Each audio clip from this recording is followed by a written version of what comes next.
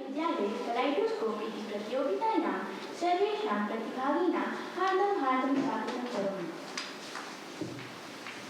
अद्य अस्माकं मध्ये विराजमानाः सन्ति श्रीमती डॉक्टर वन्दना द्विवेदी महोदया। एताः महोदया नवयुग महिला महाविद्यालये सहायकाचार्या इति पदम् अलङ्कुर्वन्ति। अहं महोदयानां हार्दं स्वागतं करोमि। अद्य अस्माकं मध्ये विराजमाना सन्ति श्रीमती डॉक्टर कविता पाण्डे महोदया। एता महोदया वैदिक कन्या पाठशाला इंटर कॉलेज परिसरे संस्कृत प्रवक्ता इति पदम् अलङ्कुर्वन्ति। अहं महोदयानां हार्दं स्वागतं करोमि। कार्यक्रमस्य आरम्भात् प्राक् प्रतियोगितायाः नियमान् सूचयामि। प्रतिभागियों की संख्या प्रतिवर्ग 1। योग्यता कक्षा 3। विषय प्रेषित किए गए वेदों के मंत्र। प्रतिभागी को कक्षानुसार प्रेषित किए गए मंत्रों में से किन्हीं 2 मंत्रों का सस्वर पाठ करना होगा। प्रतिभागी को दोनों में से किसी एक मंत्र का संदर्भ सहित अर्थ बताना होगा। निर्णय का आधार भाषा प्रवाह, उच्चारण की शुद्धता, कंठस्थीकरण एवं प्रस्तुतीकरण। अधुना अहं निर्णायक महोदयानाम् अनुमतिं प्राप्य कार्यक्रमस्य शुभारम्भं करोमि। इदानीम् अहं क्रमशः विद्यालयस्य कूटसंख्यां वदामि। तेन क्रमेण प्रतिभागिनः अत्र आगमिष्यन्ति। सर्वप्रथमम् आगच्छति कूट संख्या 104 प्रतिभागी। मेरा नाम याशिका मयूरी है। आज मैं आपके सामने वेदों के मंत्र सुनाने जा रही हूँ। अलसस्य कुतः विद्या, अविदस्य कुतः धनम, अधनस्य कुतः अमृतम, अमृतस्य कुतः सुखम। इसका अर्थ है कि आलसी को विद्या प्राप्त नहीं होती, अनपढ़ गंवार को धन प्राप्त नहीं होता, निर्धन को दोस्त नहीं होता, जिसको दोस्त नहीं होता उसे सुख नहीं मिलता। यह मंत्र ऋग्वेद के पंचम मंडल के 82वां अध्याय से लिया गया है। दूसरा मंत्र ओम असोतोमा सद्गमय तमसोमा ज्योतिर्गमय मृत्युमा मृत्युगमय। धन्यवाद। मेरा नाम अक्षत खंडेलवाल है। मैं कक्षा 3 में पढ़ता हूँ। आज मैं वेदों के मंत्र आपको बताने वाला हूँ। पहला मंत्र मित्रस्याहं चक्षुषा सर्वाणि भूतानि समीक्षे मित्रस्य चक्षुषा समीक्षा महे। यह मंत्र यजुर्वेद के 36वें अध्याय का 18वां मंत्र है। इस मंत्र का अर्थ है, हे महाशक्तिशाली, मुझे ऐसी शक्ति प्रदान करें कि मैं जड़ चेतन सबको मित्र की दृष्टि से देख सकूं। तथा दूसरा मंत्र विश्वानि देव सवित दुरितानि परा सुव यद् भद्रम तना आसो। यह मंत्र ऋग्वेद के पंचम मंडल 82वें अध्याय का 5वां मंत्र है। इस मंत्र में भगवान सविता जी से मंगल कामना की गई है कि हे भगवान सविता जी, मुझे ऐसी शक्ति प्रदान करें, आत्मा की उन्नति हेतु जो उचित हो उसे सुलभता से प्राप्त कराएं, तथा आत्मा की प्रगति हेतु जो उचित हो उसे सुलभता से प्राप्त कराएं। नमामि मम नाम आजुका तिवारी अस्ति। अहं तृतीयवर्गे पठामि। मम विद्यालयस्य क्रीडा 1-1-2 अस्ति। अद्य अहं वेदानां मन्त्रद्वयं तयोः अर्थेन सह प्रस्तौमि। प्रथममन्त्रः अग्निमीले पुरोहितं यज्ञस्य देवं ऋत्विजं होतारं रत्नधातुमं। संदर्भ: यह मंत्र ऋग्वेद के प्रथम मंडल के प्रथम सूक्त का पहला मंत्र है। मंत्र के दृष्टा ऋषि मधुचंदा वैश्वामित्र हैं। देवता अग्नि है और छंद गायत्री है। तृतीय मंत्र: मित्रस्याहं चक्षुषा सर्वाणि भूतानि समीक्षे मित्रस्य चक्षुषा समीक्षामहे। संदर्भ: यह मंत्र यजुर्वेद के 36वें अध्याय का 18वां मंत्र है। अर्थ: हे सर्वशक्तिमान, मुझे ऐसी शक्ति प्रदान करें जिससे कि मैं जड़ चेतन सबको मित्र की दृष्टि से देख सकूं। धन्यवादः। जयतु भारतम जयतु संस्कृतम। सुप्रभात। मम विद्यालय कूट संख्या 102 अस्ति। सर्वान् नमामि अहं मंत्रं श्रावयामि। प्रथम मंत्र: स्वस्ति पन्थां मनुचरेम सूर्यचन्द्रमसा विव पुनर्ददताग्नता जानता संगमे मही। जिस प्रकार सूर्य चंद्रमा हमेशा दूसरों की ही भलाई करते हैं, कभी भी दूसरों को दुख नहीं पहुंचाते, उसी प्रकार सूर्य चंद्रमा की भांति सही मार्ग पर चलते हुए प्राणी मात्र की भलाई करें और दूसरों को कष्ट न दें। बार बार दानशीलता के भाव से, अहिंसा के भाव से, सबके ज्ञान के साथ हम सब मिलकर आगे बढ़ें। द्वितीय मंत्र: मित्रस्याहं चक्षुषा सर्वाणि भूतानि समीक्षे मित्रस्य चक्षुषा समीक्षामहे। मम नाम विशुद्धि अस्ति। अहं तृतीय कक्षा छात्रा अस्ति। मम विद्यालयस्य नाम seat MR. Jaipuria school Mahmudabad अस्ति। उद्य वेद मंत्र अस्ति इति। मित्रस्याहं चक्षुषा सर्वाणि भूतानि समीक्षे मित्रस्य चक्षुषा समीक्षामहे। यह मंत्र यजुर्वेद के 36वें अध्याय का 18वां मंत्र है। इस मंत्र के देवता सविता है। हे सर्वशक्तिमान, मुझे ऐसी शक्ति प्रदान करें जिससे कि मैं जड़ चेतन सबको मित्र की दृष्टि से देखूं। विषाणी देव सवित दूरतानि परायसु यद्भद्र तन आयसु। यह मंत्र ऋग्वेद के पंचम मंडल का 22वें अध्याय का 5वां मंत्र है। इस मंत्र के देवता सविता है। यह मंत्र ऋग्वेद के 34वें अध्याय का 12वां पहला मंत्र है। इस मंत्र में भगवान सविता से मंगल कामना की गई है कि हे भगवान, आत्मा की उन्नति में आने वाली सभी बाधाओं को हमसे दूर करें तथा आत्मा की प्रगति हेतु जो उचित है प्राप्ति से कराएं। सर्वेभ्यां नमो नमः। मम नाम निष्ठा सिंह अस्ति। अहं तृतीय कक्षायां पठामि। मम विद्यालयस्य संख्याकोट् 113 अस्ति। अहं वेदमंत्र प्रस्तुत करोमि। ओम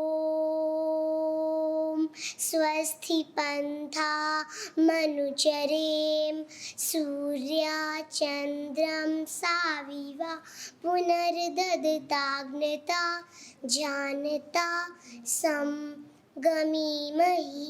संदर्भ: यह मंत्र ऋग्वेद के 5वें मंडल के 91वें सूक्त का 15वां मंत्र है।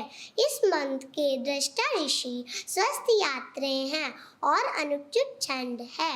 अर्थ: जिस प्रकार सूर्य और चंद्रमा हमेशा दूसरों की भलाई ही करते हैं, दूसरों को कभी दुख नहीं पहुंचाते हैं, उसी प्रकार हमें भी सूर्य और चंद्रमा की भांति सही मार्ग पर चलते हुए प्राणी मात्र की भलाई करें और दूसरों को कष्ट ना दें।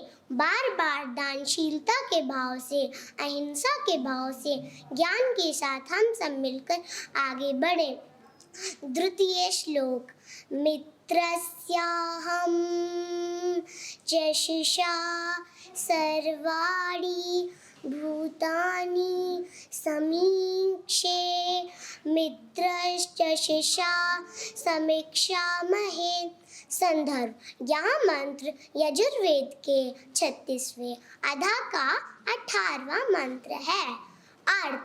हे सर्वशक्तिमान, मुझे ऐसी शक्ति प्रदान करें जिससे मैं जड़ चेतन सबको मित्र की दृष्टि से देखूं। धन्यवाद।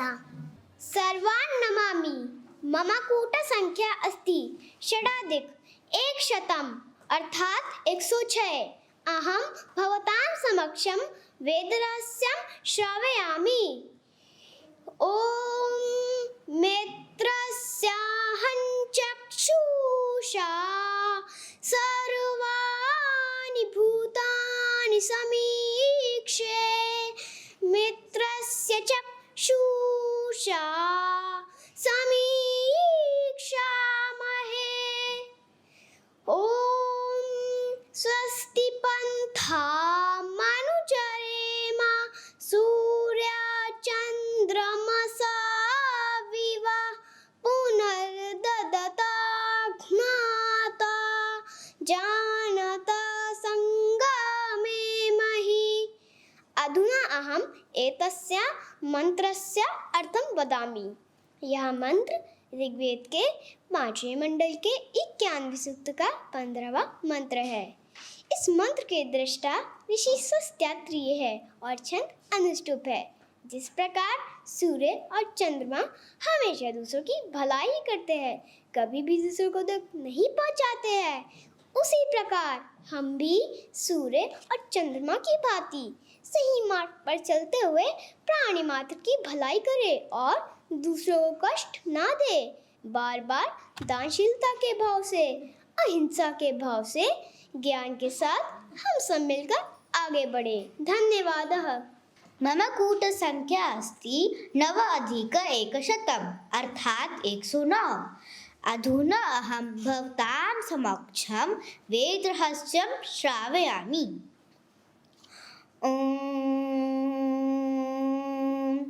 विश्वानि देव सवितर्दुरितानि परासुव यद्भद्रं तन्न आसुव। यज्जाग्रतो दूरमुदैति दैवं तदो सुप्तस्य तथैवैति दूरङ्गमं ज्योतिषां ज्योतिरेकं तन्मे मनश्शिव संकल्पमस्तु। अधुना अहम् अस्य मंत्रस्य अर्थं वदामि। यह मंत्र शुक्ल यजुर्वेद के 34वें अध्याय का पहला मंत्र है। इस मंत्र में ऋषि प्रार्थना करते हैं कि हे ईश्वर, मेरा मन जो जागते हुए दूर तक पहुंचता है और सोते हुए भी दूर तक चला जाता है, हे ईश्वर, यह ज्योति स्वरूप मेरा मन शुभ संकल्प करने वाला हो। धन्यवाद। ओम विशुद्धि ज्ञान देहाय त्रिवेदी दिव्य चक्षुषे श्रेय प्राप्ति निमित्ताय नमः सोमार्धधारिणे। मैं इसी मंगलाचरण से अपने वचन को आरंभ करती हूँ और आप लोगों के बीच में आए। आप लोग संस्कृत के लिए इतना अच्छे से जागरूक हैं, छोटे छोटे बच्चे हैं। जहाँ आज संस्कृत अपने अस्तित्व के लिए संघर्ष कर रही है, वहाँ पर इस सेठ एम आर जयपुरिया स्कूल के सराहना करनी पड़ेगी यहाँ के प्रबंधक की, यहाँ के प्रिंसिपल की, यहाँ के संस्कृत के अध्यापकों की, जितने भी यहाँ मुझे लगता है, और स्कूल के बच्चे भी हैं। मैं सभी विद्यालयों के शिक्षकों को भी अपनी तरफ से नमन करती हूँ। आप लोगों ने बहुत ही अच्छा प्रयास किया है, जो कि बच्चों की प्रस्तुति में दिख रहा था, और बच्चों ने बहुत ही सराहनीय और उत्कृष्ट प्रदर्शन किया है। किसी को भी इसमें बहुत उच्चतर और निम्नतर दृष्टि से नहीं देखा जा सकता है, क्योंकि सभी बच्चों ने एक से बढ़कर एक अपनी प्रस्तुतिकरण दिया है। इसमें स्थान पाना ना पाना मायने नहीं रखता है। आप इस प्रतिभागिता में आए हैं, प्रतिभाग किए हैं और यहाँ तक आए हैं, यह आपके लिए बहुत ही गौरव की बात है। और आप लोगों ने जो संस्कृत भाषा में अपना संदर्भ प्रस्तुत किया, अपने हाव भाव, अपने एक्टिंग के माध्यम से भी बहुत अच्छे से अपने विचारों को रखा, बहुत ही सराहनीय रहा। हमारी तरफ से आप लोगों को बहुत बहुत आशीर्वाद। आप लोग बहुत आगे बढ़े, हमारी यही कामना है। और संस्कृत, जैसा कि आप लोग जान रहे हैं कि संस्कृत हमारी देव भाषा है, मातृभाषा है। तो जब हमारी मातृभाषा या हमारी माता खुश नहीं रहेगी, कष्ट में रहेगी, तो उसकी जो संतति है, संतति मतलब संतानें, तो और भाषाएं तो संस्कृत से निकली है, तो उनकी संतति हुई, तो संतति फिर कैसे सुख रह सकती है। तो आज हमारे समाज में आप लोग देख रहे हैं कि हिंदी और संस्कृत दोनों ही संघर्ष कर रहे हैं। दोनों में बच्चे बहुत अच्छे से रुचि नहीं ले रहे हैं, और बच्चों के पीछे रुचि न लेने का कारण कहीं न कहीं हमारी जो पीढ़ी है वो जिम्मेदार है, क्योंकि हम बच्चों को अपनी संस्कृति से, संस्कृत अलग है और संस्कृति अलग है, कल्चर भारतीय संस्कृति से अपने बच्चों को दूर कर रहे हैं। अगर हम भारतीय संस्कृति को जानना चाहते हैं, जिस देश में आप रहते हैं, तो क्या करना होगा, हमें अपने भारतीय संस्कृत को जानना होगा।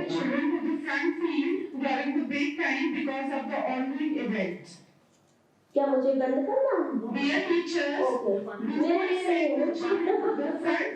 तो मैं बच्चों के हिसाब से समझाना चाह रही हूँ, ऐसे बहुत कठिन नहीं बताना चाह रही हूँ। आप लोगों के लिए एक मार्गदर्शन है मेरी तरफ से कि हमें अपने भारतीय संस्कृति को अगर जानना है, इंडियन कल्चर को जानना है, भारतीय मूल्यों को जानना है, तो हमें क्या करना होगा, अपने वेदों की ओर लौटना होगा, अपने भारतीय संस्कृति की ओर लौटना होगा, और तभी हम अपने देश के लिए कुछ कर पाएंगे, समाज के लिए कर पाएंगे, और एक उचित जो राम राज्य की संकल्पना है उसको हम साकार रूप दे पाएंगे। तो इसके लिए हमें क्या करना है, अपने भारतीय मूल्यों की ओर देखना है, झांकना है। तो जो हमारे वैदिक है, ग्रंथ है, वैदिक साहित्य है, वह ज्ञान विज्ञान से भरा हुआ है। आज जो रिसर्च हो रहा है वह कहीं न कहीं से आप लोग जब बड़े होंगे और पढ़ने का मौका आपको मिलेगा, तो आप देखोगे कि सारे टेक्नोलॉजी जो है वह हमारे वेदों से ली गई है। यहाँ तक कि जो आजकल IVF है, विमान उड़ाने की कला है, जो सारे चीजें आप देखोगे, ट्रांसप्लांट है, तो हमारे वेदों में है। जैसे पुष्पक विमान, रामायण में आप लोग देखे होंगे ना पुष्पक विमान, तो इसका भी वो वशिष्ठ मुनि ने किया था। तो इस प्रकार से आप देखोगे कि जो ट्रांसप्लांट है या जो आर्गन को एक दूसरे में, जैसे गणेश जी का मस्तक, तो ये सब चीजें हमारे संस्कृत में विद्यमान है। और संस्कृत की खास बात बच्चों यह है कि संस्कृत आज वैज्ञानिक भाषा है, और जैसे हम इंग्लिश में बोलते तो बहुतों को सुनते हैं, है ना, लेकिन अगर हम संस्कृत में बोलते हैं तो आज की दृष्टि से संस्कृत में बोलना अपने आप में स्मार्टनेस है। वहाँ इंग्लिश वाले फेल हो जाते हैं जब हम संस्कृत में बोलते हैं, ठीक ना। तो संस्कृत को पढ़ने में अपने को कभी भी हीन भावना से ग्रसित नहीं होना चाहिए। मैं जैसे संस्कृत की अध्यापिका हूँ, मैं एसोसिएट प्रोफेसर हूँ नवयुग डिग्री कॉलेज में, और मेरा नाम तो आप जानते हैं डॉक्टर वंदना द्विवेदी है। लेकिन मैं देखती हूँ कि संस्कृत के टीचरों के साथ थोड़ा सा भेदभाव होता है।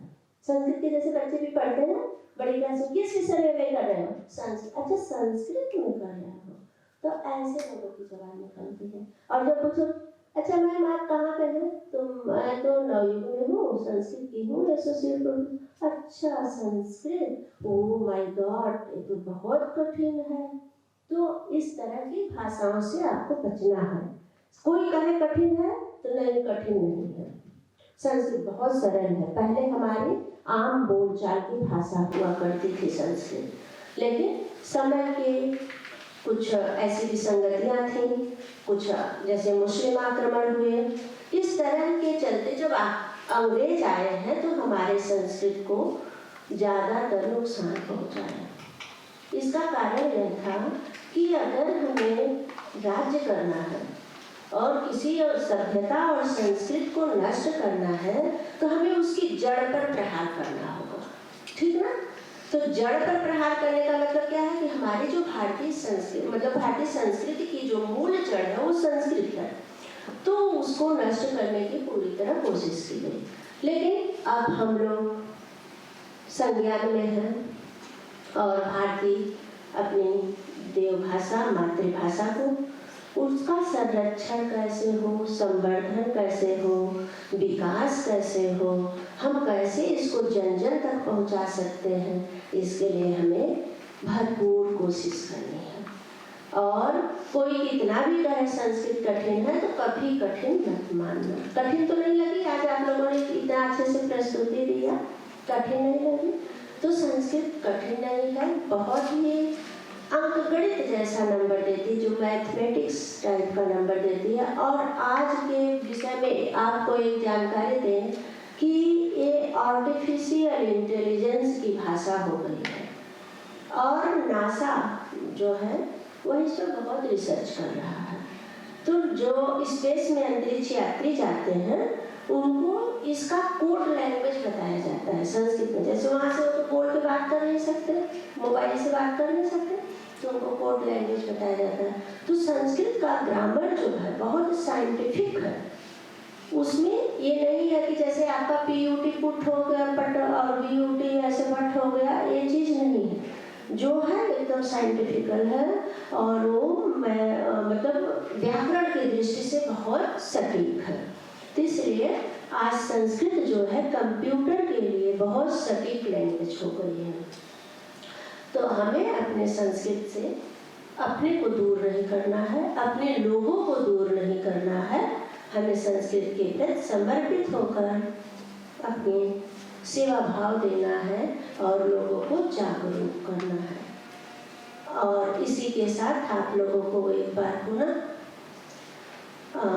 मैं अपना आशीर्वचन देती हूँ, और एक लाइन के साथ, उच्च लक्ष्य हो सदा तुम्हारा, मन में हो पाने की चाह, भला तुम्हें क्या दुर्लभ होगा, पा जाओगे वांछित राह। इसी के साथ मैं आप लोगों के मंगलमय भविष्य की कामना करती हूँ। आप लोग छोटे छोटे प्यारे प्यारे बहुत अच्छे लग रहे हो, और इसी के साथ आप लोगों के भविष्य की सुखद कामना करती हूँ। आप लोगों का भविष्य बहुत ही समुज्ज्वल हो, और जयतु संस्कृतम जयतु भारतम। इदानीम् अहं निर्णायिका श्रीमती डॉक्टर कविता पाण्डे महोदया निवेदयामि यत् सा मञ्चे आगत्य स्वकीय आशीर्वचोभिः अस्मान् अनुगृह्णात्। उसके लिए धन्यवाद देती हूँ। और यहाँ के प्रधानाचार्य और इसके कार्य संस्कृत के लिए संवर्धन के लिए जुड़े शिक्षकों के लिए बहुत बहुत साधुवाद। जैसा कि मेरी बहन व डॉक्टर वंदना जी ने सब कुछ कह दिया, अब कुछ कहने को बचा नहीं है। और अब मैं ये चाहती हूँ कि आप लोग संस्कृत और संवर्धन के लिए आगे बढ़ें और बहुत बहुत आप लोग को धन्यवाद। आप लोगों ने इतना अच्छा प्रस्तुतिकरण किया, इतने छोटे छोटे बच्चों ने संस्कृत के बारे में इतने अच्छे श्लोकों का उच्चारण किया, उसके लिए आप लोग को भविष्य की सुखद मंगल कामना करती हूँ। धन्यवाद। अस्माकं निर्णायकाः अपि धन्यवादाः सन्ति, यतोहि यस्तेषु संघेषु सम्यक् निष्कास्य अस्माकं विद्यालयम् आगतवन्तः। ये शिक्षकाः एतेषां प्रतिभागिनां मार्गदर्शनं कृतवन्तः। तेषां कृते अपि कृतज्ञतां ज्ञापयामि। अहं कृतज्ञतां ज्ञापयामि अस्माकं विद्यालयस्य प्रधानाचार्य श्रीमती ब्रह्मणी महोदया प्रति, यस्याः कुशलनिर्देशनेन अस्माकं विद्यालयः संस्कृतक्षेत्रे क्रमशः उच्चतमं स्थानं प्राप्नोति। इतोपि अस्माकं विद्यालयस्य उपप्रधानाचार्यायाः आचार्यचन्द्रमहोदयायाः वात्सल्यपूर्णनिर्देशनेन वयम् आप्लाविताः स्मः। तदर्थं तासां प्रति भूरिशः धन्यवादः। अन्ते वयं निमेषद्वयं यावत् ध्यानं कृत्वा समापनसत्रं प्रति गच्छामः।